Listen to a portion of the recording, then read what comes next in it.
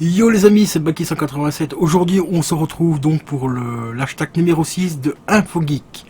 On se retrouve donc juste après le générique. C'est parti.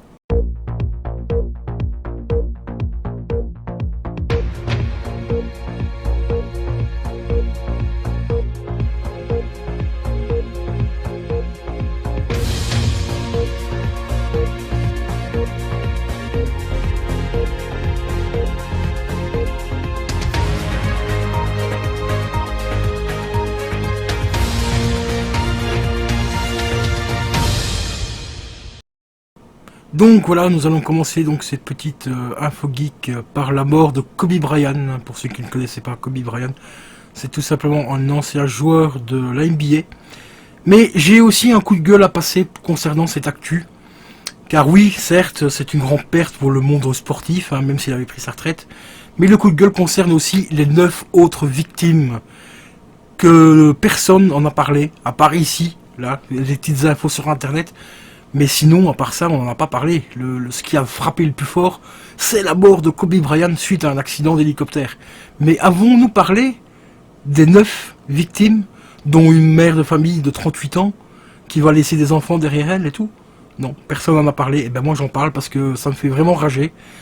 Je trouve que c'est important aussi de parler des victimes collatérales suite à cet accident, parce que c'est très important. Certes, Kobe Bryant c'était une grande star, mais les autres avaient une vie également, et voilà. Donc petite info et un petit coup de gueule au passage. Donc encore une fois, RIP à notre grand joueur de basket, mais aussi RIP aux 9 autres personnes qui sont décédées dans cet accident. Actualité un peu plus cool maintenant pour terminer, enfin pour suivre cette info de geek. Une application qui va permettre de connaître votre vie privée, et oui, votre vie privée à partir d'une simple photo.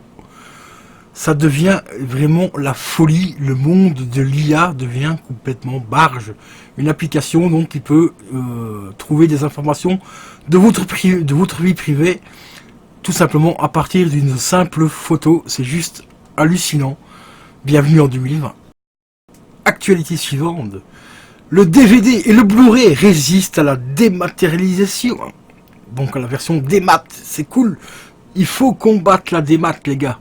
Rien tel que le physique, putain, parce que le physique, dès que vous possédez l'objet, on ne peut pas vous l'enlever. Que la démat, t'achètes un jeu sur ta PS4, si Sony décide de censurer le jeu, ils s'en battent les couilles, t'as payé le jeu 70 €, ils te le suppriment.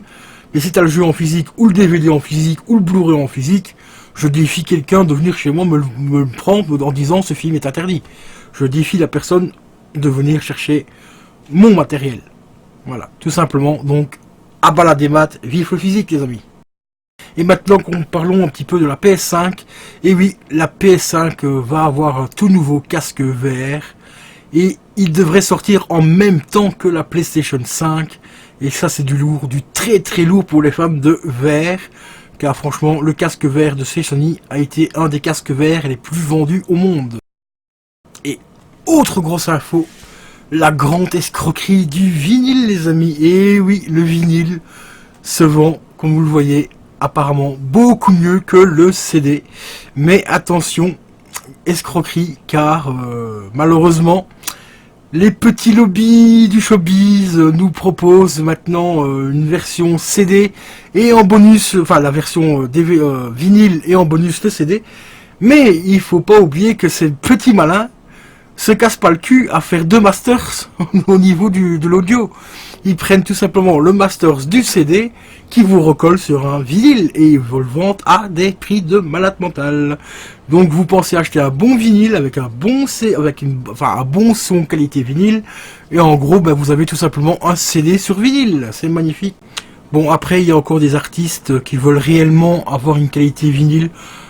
Comme par exemple Adele qui a sorti un album il y a quelques années, enfin, je crois que c'était en 2015, et qui a tout simplement refait une version vinyle.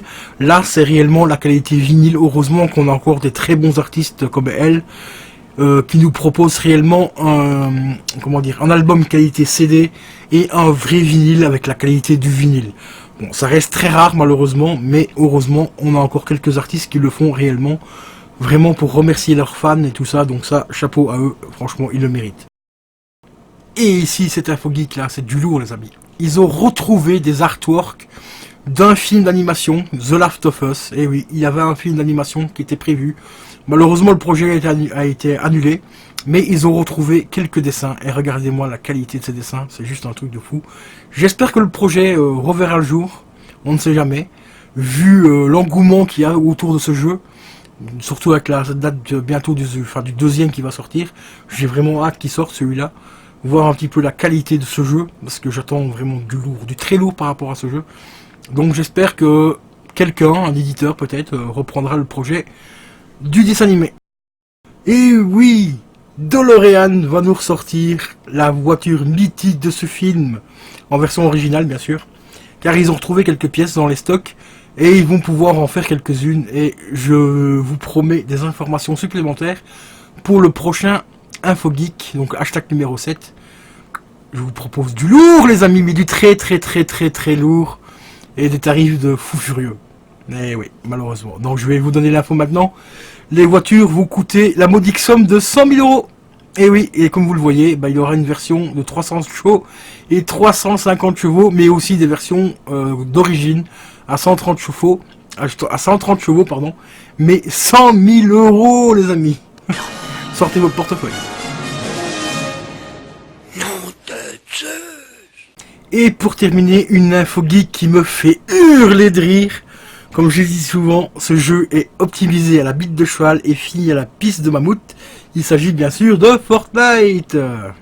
Et voilà, je vous annonce la date de sortie du chapitre 2, mes amis. Le 20 février. Mais pourquoi le 20 février? Pourquoi? Ben vous allez savoir. Et ben voilà les amis, c'est tout simplement qu'ils nous sortent une nouvelle mise à jour, le oncle à 11.50. Et voilà pourquoi le jeu va être retardé au 20 février, donc la prochaine saison. Et c'est aussi pour ça qu'il y a apparemment pas mal de bugs dans le jeu actuellement. Donc, mais est-ce que Epic Games s'est excusé? On s'en bat les steaks. Est-ce qu'ils ont donné une petite promotion pour les joueurs qui ont subi ces petits bugs? On s'en bat les couilles aussi. Merci Epic Games, hein, franchement. Moi personnellement j'ai mon PCI 5 et tout, 8 Go de RAM, le jeu il rame comme c'est pas permis.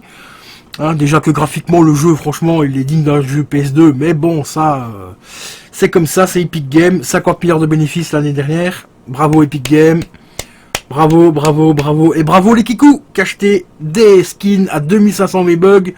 C'est franchement, vous êtes exceptionnels les amis, ce jeu, il est top classe. Et ben voilà les amis, c'est sur cette dernière info que je vous laisse, sur ce petit journal de geek.